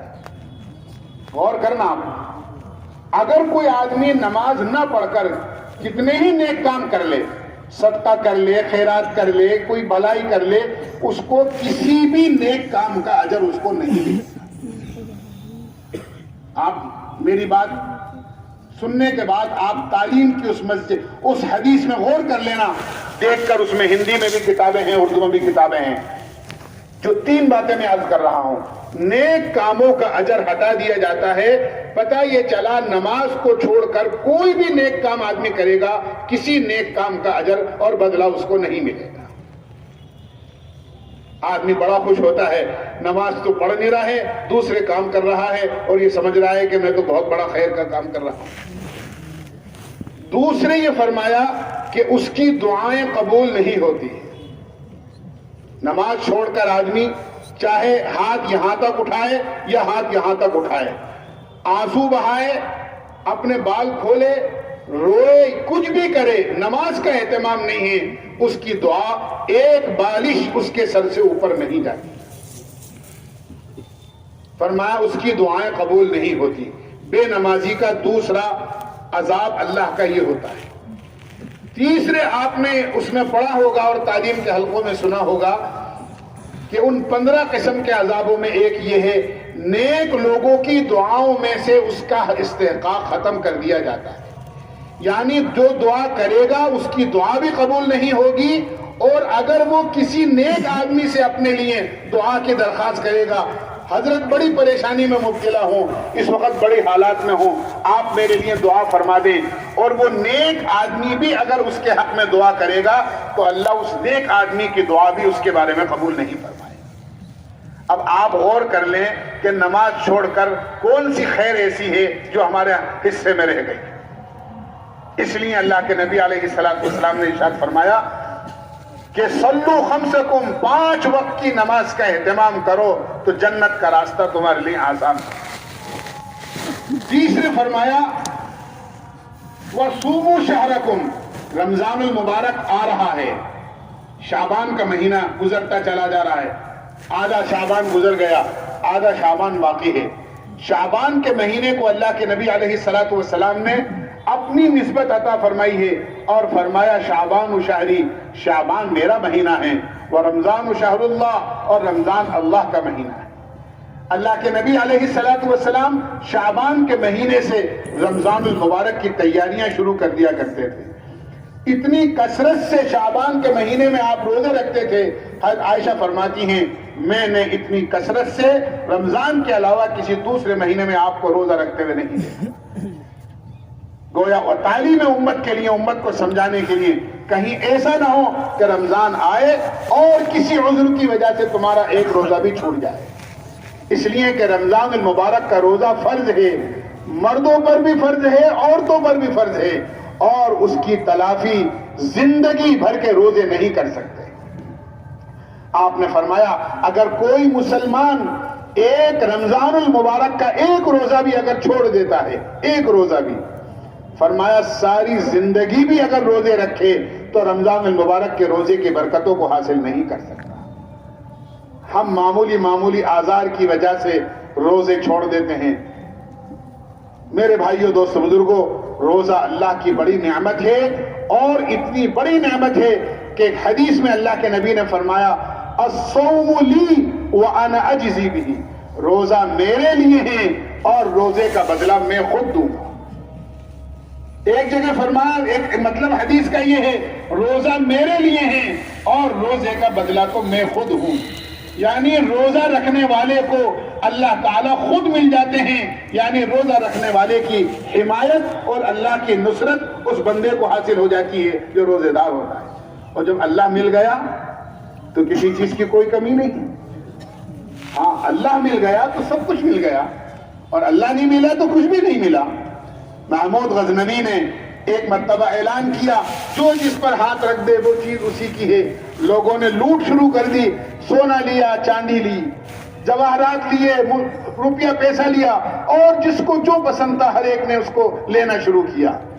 لیکن ایاز جو ایک غلام تھا، محمود غزنوی کا نوکر تھا، اس نے کسی چیز پر ہاتھ نہیں رکھا۔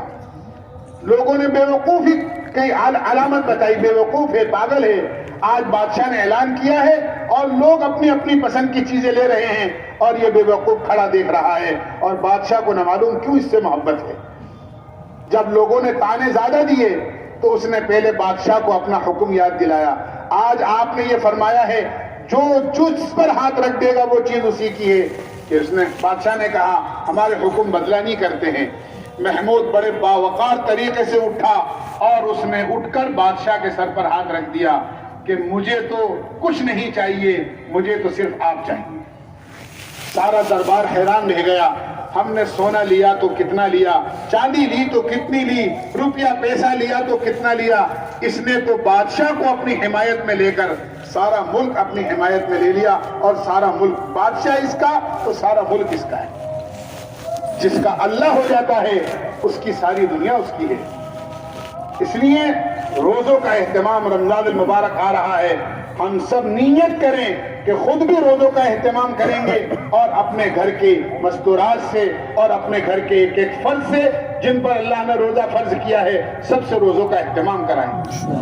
چوتھی چیز اللہ کے نبی علیہ السلام نے ارشاد فرمائی ادوا زکات اموالکم، اپنے مالوں کی زکات ادا کرو۔ رمضان المبارک میں عام طور سے ہم زکات بھی ادا کرتے ہیں، یہ اپنے مالوں کی پاکی اور اپنے مالوں کی صفائی اور اپنے مالوں کی حفاظت کے لیے اللہ نے حکم دیا ہے۔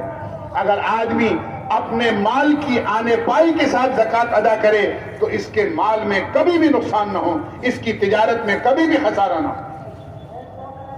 اس لیے کہ زکات کے معنی ہی پاک کرنے کے ہیں، زکات کی وجہ سے مال ساری آلائشوں سے، ساری گندگیوں سے، ساری مصیبتوں سے پاک ہو جاتا ہے۔ اور دوسرے زکات کے معنی ہیں مال کے بڑھنے کے۔ جو آدمی زکات ادا کرتا ہے اللہ اس کے مال میں اضافہ فرما دیتے ہیں۔ اور اپنی قدرت کے کرشمے اللہ بعض مرتبہ اس طرح دکھاتے ہیں۔ ایک صاحب کے ہاں چوری ہوئی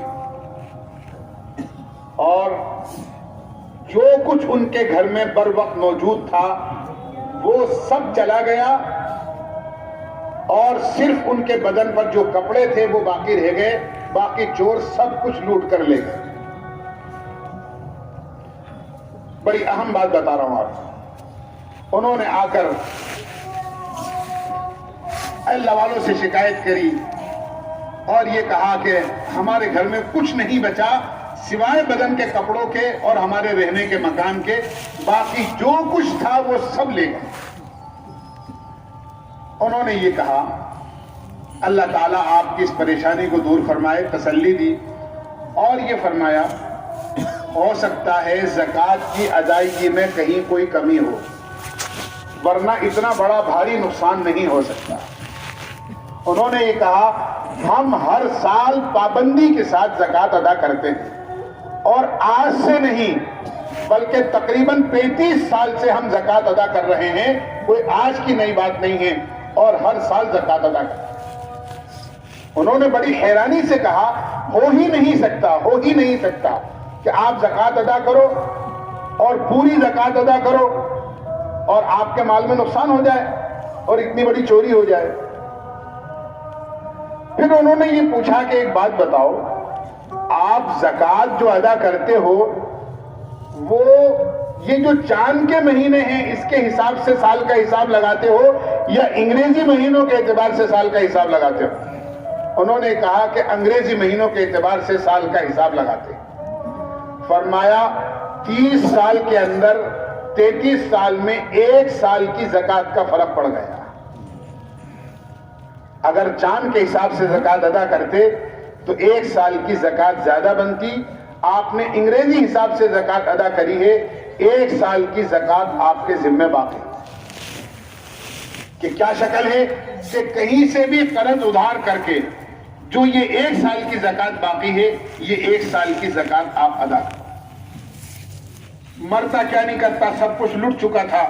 انہوں نے اتنے پیسے جو زکوٰۃ کے ان کے بچتے تھے 1 سال کے، انہوں نے کسی سے قرض لیے اور غربا کی جو مدد ہو جو اس کا مصرف تھا وہاں خرچ کیا۔ دیکھیے اللہ کی قدرت کا کرشمہ، انہوں نے ادا کر دیا، لٹ بھی گیا، مزید قرضدار بھی ہو گئے، پریشانی پر پریشانی۔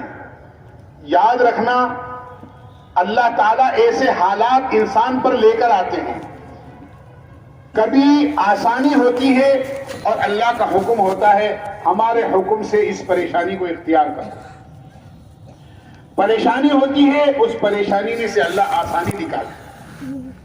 حضرت موسیٰ علیہ السلام کے ہاتھ میں لاٹھی تھی، بڑے نفع بخش تھی۔ پوچھا وما تلک بیمینک یا موسیٰ، اے موسیٰ تمہارے ہاتھ میں کیا ہے؟ موسیٰ علیہ السلام نے فرمایا یہ میری لاٹھی ہے۔ قال هي عصاي اتوكل عليها واهش بها على غنمي ولي فيها مآرب اخرى، پتے جھاڑتا ہوں، ٹیک لگاتا ہوں۔ اللہ تعالیٰ نے فرمایا اس نفع بخش لاٹھی کو ہمارے حکم پر چھوڑ دو۔ چھوڑ دیا تو اژدہا بن گیا۔ فائدہ مند چیز تھی تو چھڑوا دیا، اور جب نقصان دہ چیز بن گئی تو فرمایا اب اسے پکڑ لو۔ موسیٰ علیہ السلام ڈرنے لگے۔ فرمایا نہ اس وقت میں لاٹھی کوئی چیز تھی، نہ اس وقت میں سانپ کوئی چیز ہے، ہمارے حکم پر چھوڑی تھی، ہمارے حکم پر پکڑ لو۔ چنانچہ فائدہ مند چیز کو چھڑوایا، نقصان دہ چیز کو پکڑوایا۔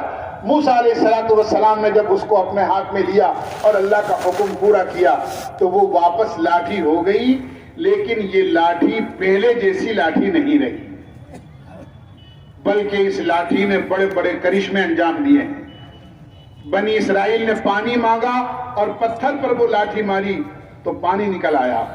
سمندر میں راستے کی ضرورت پیش آئی وہ لاٹھی ماری تو سمندر میں راستے بن گئے.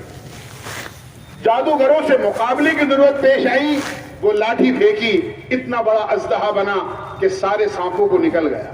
سارے واقعات قرآن کریم میں موجود ہیں.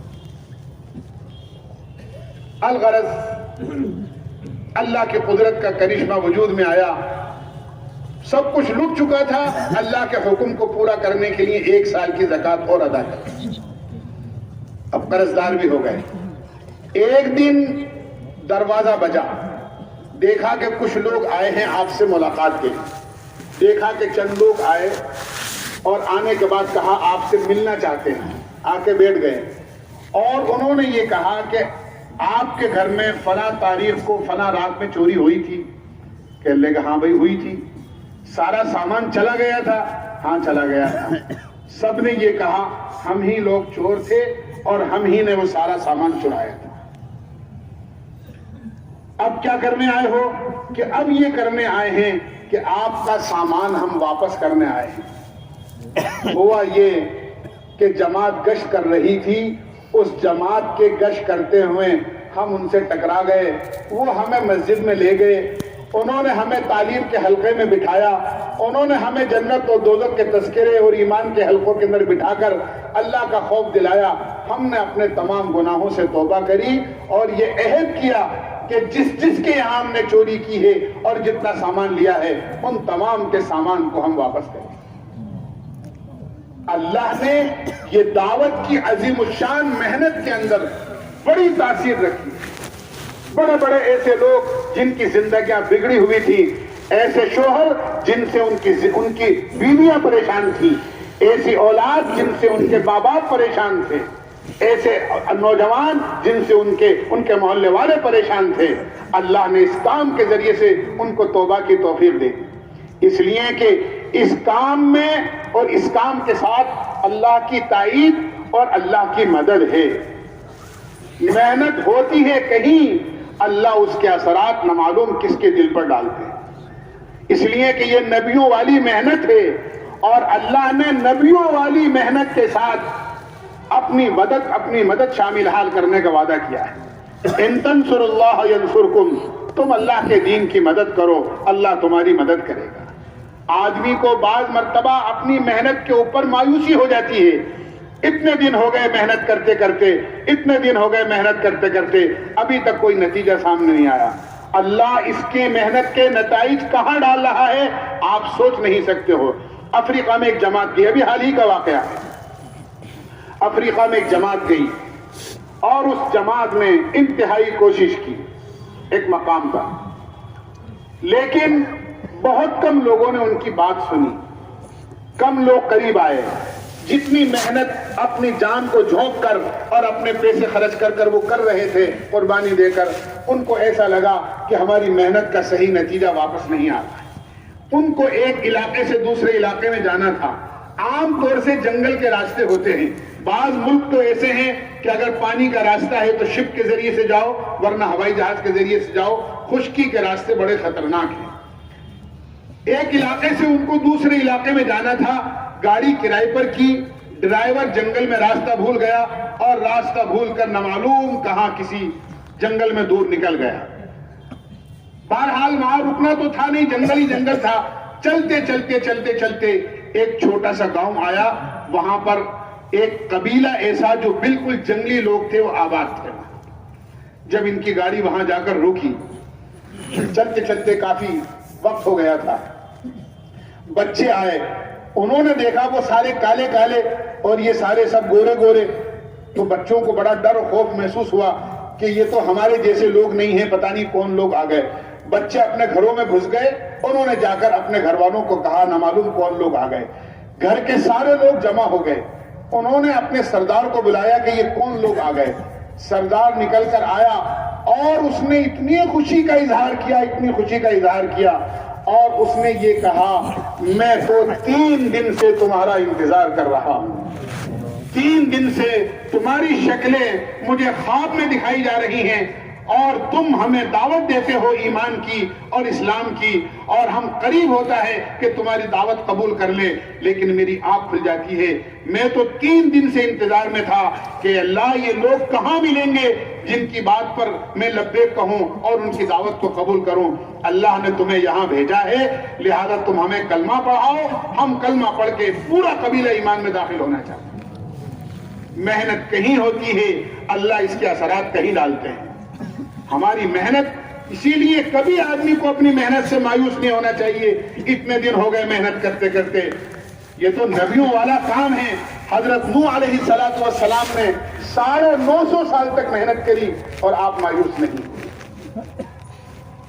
بہرحال میرے بھائیوں دوستو بزرگوں، مجھے یہ عرض کرنا تھا کہ انہوں نے کہا کہ ہم چور ہیں اور ہم نے سارا سامان دینے کا ارادہ کیا ہے، اور یہ جو کچھ سامان ہم لے کر گئے تھے آپ کے پاس لے کر آئے ہیں. آپ اس کو آنے بائی کے ساتھ گن لیں اور چیک کر لیں کہ جو سامان آپ کے گھر سے گیا تھا وہ سارا موجود ہے یا سارا موجود نہیں ہے. جب انہوں نے چیک کیا تو اس میں بغیر 1 روپے کی کمی کے سارا سامان موجود تھا. یہ زکوٰۃ کی ادائیگی کا نتیجہ اور ثمرہ ہے. آدمی وہم و گمان نہیں کر سکتا. اللہ اپنی قدرت کا کرشمہ اور اپنی قدرت کے مظاہرے اس طرح کرتے ہیں. زکوٰۃ پوری ادا ہوئی، اللہ نے چوری کیا ہوا مال واپس لوٹا دیا. آج تک دنیا کی تاریخ میں ایسا نہیں ہوا کہ چوری کیا ہوا مال کہیں واپس آیا.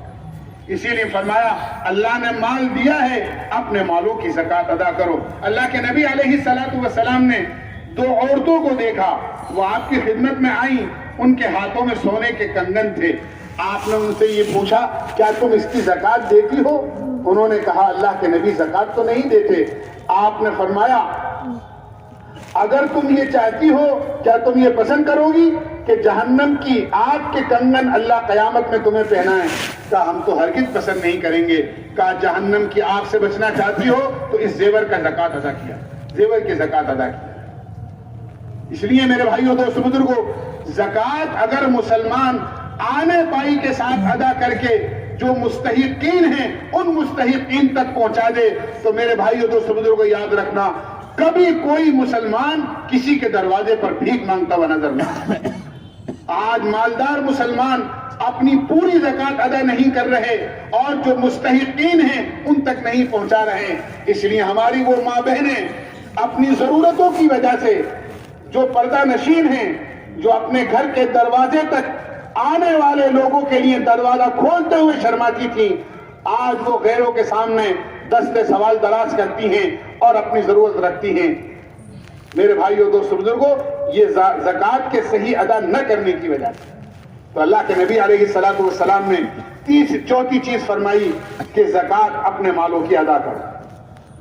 5ویں چیز آپ نے فرمائی کہ اپنے بڑوں کی اطاعت کرو. بیوی اپنے شوہر کی اطاعت کرے، مامور اپنے امیر کی اطاعت کرے، چھوٹے اپنے بڑوں کی اطاعت کریں، اولاد اپنے ماں باپ کی اطاعت کرے. میں جو آپ کو سنا رہا تھا کہ اس رات میں جو محروم القسمت لوگ ہوتے ہیں ان میں ایک والدین کا نافرمان بھی ہے. اگر والدین کی نافرمانی کر رہا ہے اور والدین کا دل دکھا ہوا ہے تو اللہ ایسے آدمی کی بھی اس رات میں مغفرت نہیں فرماتے. ماں باپ تو بڑی نعمت ہوتے ہیں، ماں باپ کبھی بد دعا نہیں کرتے ہیں، یاد رکھنا، لیکن ان کی خوشی دعا بن جاتی ہے اولاد کے لیے اور ان کی ناراضگی بد دعا بن جاتی ہے. اس لیے ماں باپ کو ہمیشہ خوش رکھنے کی کوشش کرو. اللہ تعالیٰ نے اپنے حق کے بعد سب سے بڑا حق ماں باپ کا رکھا ہے. وَقَضَىٰ رَبُّكَ أَلَّا تَعْبُدُوا إِلَّا إِيَّاهُ وَبِالْوَالِدَيْنِ إِحْسَانًا. اللہ تعالیٰ فیصلہ کر چکا ہے کہ اس کی عبادت کی جائے اور اس کی نافرمانی نہ کی جائے اور ماں باپ کے ساتھ اچھا سلوک کیا جائے. ماں باپ کے سامنے تو اف کرنے کا بھی حکم نہیں ہے کہ ان کے سامنے اف مت کہو. ان کی خدمت کرو، ان کے ساتھ احسان کرو، ان کی آواز سے اپنی آواز کو بلند مت کرو، ان کا ادب اور احترام کرو، ان کی دعائیں لینے کی کوشش کرو کہ ان کی دعا سے تمہاری دنیا بھی بنے گی، تمہاری آخرت بھی بنے گی، اور خدا نخواستہ وہ ناراض ہو گئے تو تمہارا ایمان پر خاتمہ مشکل ہو جائے گا. فضائل کی کتابوں میں آپ نے پڑھا ہوگا حضرت علقمہ کے انتقال کا وقت قریب ہے، کلمہ تلقین کیا جا رہا ہے لیکن زبان سے کلمہ ادا نہیں ہو رہا ہے. جب پوچھا گیا تو پتا چلا ماں ناراض ہے اور ماں کو بلایا گیا، اور جب ماں سے کہا گیا معاف کرنے کے لیے تو ماں نے یہ کہا میری بات نہیں مانتا ہے، میری بات کے مقابلے میں بیوی کی بات کو ترجیح دیتا ہے. میں نے اس کو پالا پوسا پڑھایا لکھایا جوان ہوا، آج میری ہی بات کو ٹھکرا دیتا ہے۔ میرے بھائیوں دوستو بزرگوں، حقیقت یہ ہے ہماری ماں باپ کی ان شفقتوں کو ہم یاد کریں۔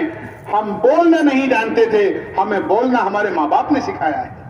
ہم ہگنا موتنا نہیں جانتے تھے، استنجا پیشاب ہمیں ہمارے ماں باپ نے سکھایا ہے۔ ہم کپڑے پہننا نہیں جانتے تھے، ہمارے ماں باپ نے ہمیں کپڑا پہننا سکھایا ہے۔ ہم چلنا پھرنا نہیں جانتے تھے، ہمارے ماں باپ نے ہمیں چلنا پھرنا سکھایا ہے۔ خود بھوکا رہ کر ہمیں کھلایا، سردی کی راتوں میں ماں نے خود گیلے میں سو کر ہمیں سوکھے میں سلایا۔ آج ماں سے کہہ دیتا ہے تم سمجھتی کیا ہو، باپ سے کہہ دیتا ہے تم سٹیا گئے ہو۔ میرے بھائیوں دوستو بزرگوں، فرمایا کہ ماں باپ کے نافرمان کی شب برات میں بھی مغفرت نہیں ہوتی۔ اس لیے اللہ کے نبی نے فرمایا کہ اپنے بڑوں کی اطاعت کرو، جو تمہارے بڑے ہیں ان کی فرما برداری کرو۔ اگر یہ 5 کام تم نے کر لیے، اللہ کے تقوی اختیار کر لیا، 5 وقت کی نماز کی پابندی کر لی، رمضان کے روزے رکھ لیے، اپنے مالوں کی زکوٰۃ ادا کر دی، اپنے بڑوں کی فرما برداری کر لی، فرمایا تدخلوا جنت ربکم، تو سلامتی کے ساتھ اپنے رب کی جنت میں داخل ہو جاؤ۔ ہم جنت سے آئے ہیں، اللہ کے نبی علیہ الصلوۃ والسلام نے ہمیں واپس جنت تک کا راستہ بتا دیا کہ جنت میں تم لوٹ کر کیسے جاؤ۔ ہم یہ سوچیں بغیر راستہ اختیار کیے ہوئے ہم جنت میں اور اپنے وطن واپس چلے جائیں، ایسا ہرگز نہیں ہوگا۔ ایک آدمی بمبئی جانا چاہتا ہے، لیکن بمبئی جانے کے لیے بمبئی جانے والی ٹرین میں بیٹھنا ہوگا تو بمبئی پہنچے گا۔ ایک آدمی بمبئی جانا چاہتا ہے، اس نے دیکھا کہ بمبئی والی ٹرین میں تو بہت بھیڑ ہے، لیکن دوسری ٹرین پاس میں کھڑی ہوئی ہے، بڑی بڑی اس میں سیٹیں ہیں اور بڑی نرم نرم گدے بچھے ہوئے ہیں۔ آدمی اس ٹرین میں جا کر بیٹھ گیا کہ بھئی ٹرین تو یہ بھی ویسی ہی ہے جیسے وہ ہے، اس میں بھیڑ ہے، یہ خالی پڑی ہوئی ہے، آرام سے کیوں اس میں نہ بیٹھیں۔ لیکن وہ ٹرین جانے والی تھی کلکتے۔ ہم سب انصاف سے فیصلہ کریں کہ یہ آدمی بمبئی پہنچے گا یا کلکتے پہنچے گا۔ بلکہ اگر یہ کہا جائے تو غلط نہیں ہوگا کہ یہ بمبئی جانے والا آدمی جو بمبئی جانا چاہتا ہے لیکن بیٹھ گیا ہے اور راستہ اختیار کیا ہے اس نے کلکتے جانے کا، سارے اولیاء اللہ مل کر بیت اللہ کا پردہ پکڑ کر اگر اس کے لیے بمبئی پہنچنے کی دعا کریں تو بمبئی نہیں پہنچے گا، بلکہ یہ کلکتے پہنچے گا، اس لیے کہ اس نے راستہ ہی غلط اختیار کیا ہے۔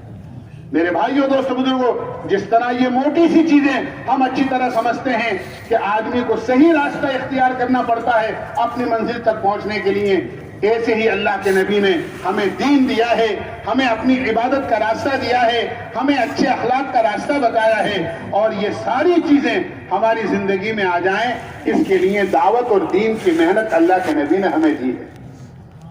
آج یہ جو کچھ کھیل نظر آ رہا ہے اور جو کچھ مجمع نظر آ رہا ہے اور پوری دنیا میں جو نقل و حرکت نظر آ رہی ہے، میرے بھائیوں دوست بزرگوں، یہ سب دعوت کی عظیم الشان محنت اور نقل و حرکت کا نتیجہ ہے۔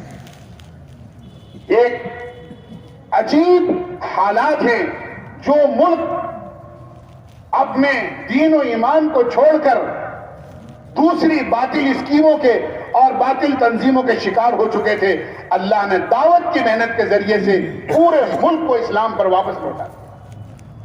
جماعت پہنچی ایک ملک میں تلاش کرتے کرتے کہ کوئی مسلمان ہو جائے، مل جائے، لیکن کوئی مسلمان نہیں ملا۔ بس ایک بات کہہ کے اپنی بات ختم کروں، پورے ملک میں تلاش کیا، کوئی مسلمان نہیں ملا۔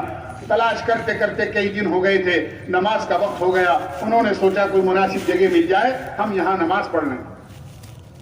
چنانچہ انہوں نے دیکھا کہ ایک گرجا ہے، اس میں سے ایک آدمی نکلا، اس سے یہ کہا بھائی ہم مسلمان ہیں، ہمیں نماز پڑھنی ہے، کوئی جگہ بتا دو۔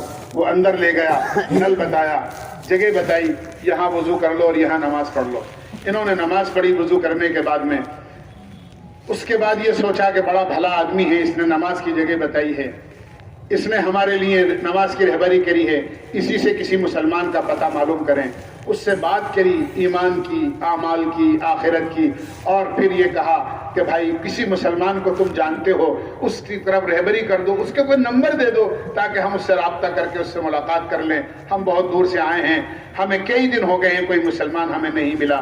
وہ رونے لگ گیا۔ جب اس کے آنسو نہیں تھمے، انہوں نے تسلی دی۔ جب تھوڑے سے آنسو رکے تو پوچھا بھائی کیوں روتے ہو؟ ہم تو کسی مسلمان کا پتہ پوچھتے ہیں، کہنے لگا کیا کسی مسلمان کا پتہ پوچھتے ہو جس جگہ تم نے نماز پڑھی ہے ایک زمانے میں یہ مسجد تھی اور میں اس کا امام تھا، آج یہ گرجا ہے اور میں اس کا پادری ہوں۔ ہمیں یہ بتایا گیا دنیا سے اسلام مٹ چکا ہے، دنیا سے مسلمان ختم ہو چکے ہیں۔ اگر تم زندگی کی سہولتیں چاہتے ہو تو تمہیں عیسائیت قبول کرنی ہوگی، ہمارے پاس سوائے اس کے کوئی چارہ نہیں تھا۔ آج ہمیں پتا چلا ہے تمہارے ذریعے سے کہ دنیا میں اسلام بھی موجود ہے اور مسلمان بھی موجود ہے۔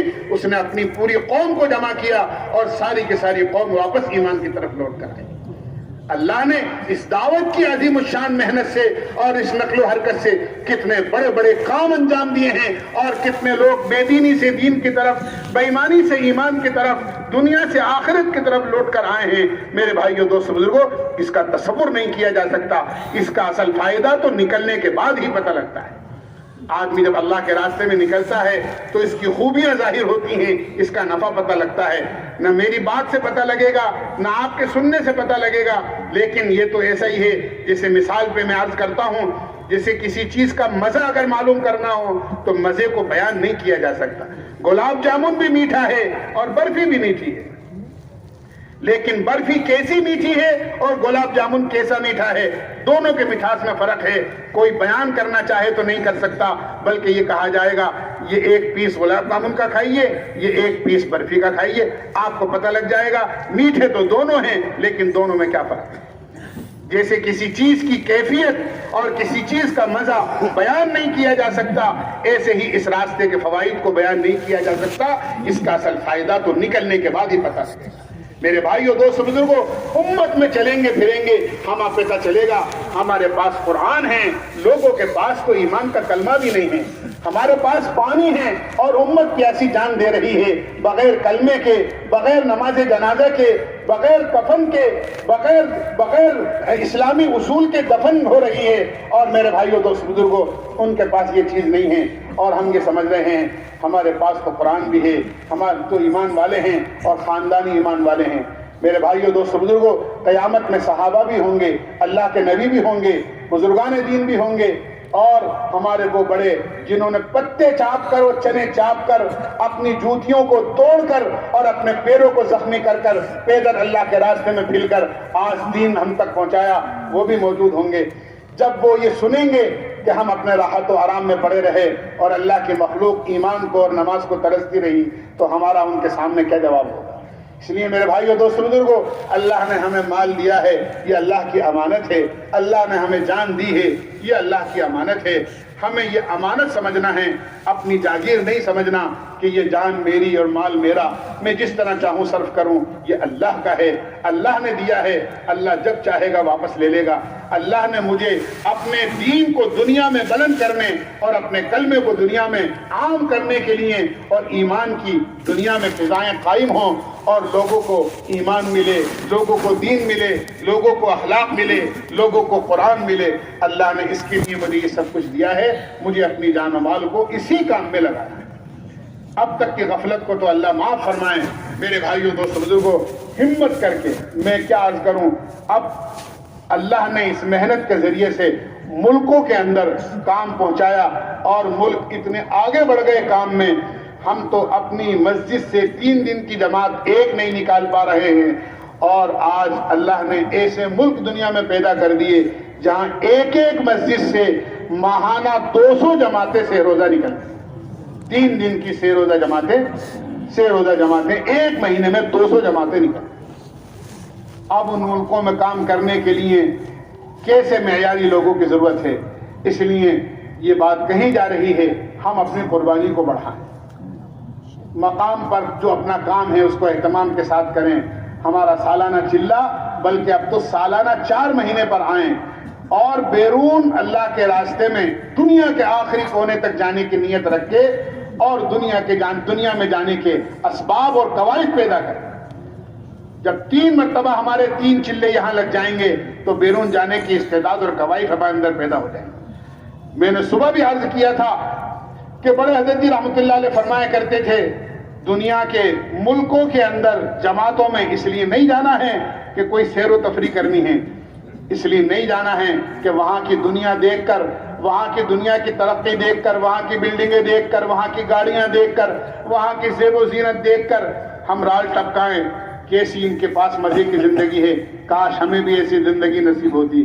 ایسے لوگوں کو باہر نہیں بھیجا جاتا ہے، باہر تو ایسے لوگ جاتے ہیں جو اپنے اندر یہ کیفیت پیدا کر لیں، ان کی بے دینی کو دیکھ کر، ان کی بے حیائی کو دیکھ کر، ان کے کلمہ نماز سے دوری کو دیکھ کر، ان کی زندگی میں اسلام کی دوری کو دیکھ کر آنکھوں سے آنسو ٹپکائیں اور اللہ کے سامنے روئیں، اے اللہ یہ بھی تیری مخلوق ہیں، یہ بھی تیرے بندے ہیں، ہمیں آپ نے ایمان دیا ہے، ہمیں آپ نے قرآن دیا ہے، ہمیں آپ نے دین کا ایک بہت بڑا حصہ دیا ہے، یہ بیچارے کلمے سے بھی محروم ہیں، اور ان پر ترس کھا کر ان کو اللہ کے دین کی دعوت دے کر دین کی طرف اور قریب لانے کی کوشش کرے۔ ایسے لوگوں کی ضرورت ہے باہر جانے کی، وہاں جانے کی استعداد پیدا کرنے کے لیے اپنے آپ کو قربانی میں آگے بڑھانا ہوگا، تو بڑھائیں گے انشاءاللہ۔ میرے بھائیو، دوست، بزرگوں، یہ مختصر سے حالات ہیں جو میں نے آپ کے سامنے عرض کیے ہیں، اس لیے ہم نیت کریں کہ انشاءاللہ سالانہ 4 مہینے اللہ کے راستے میں لگائیں گے۔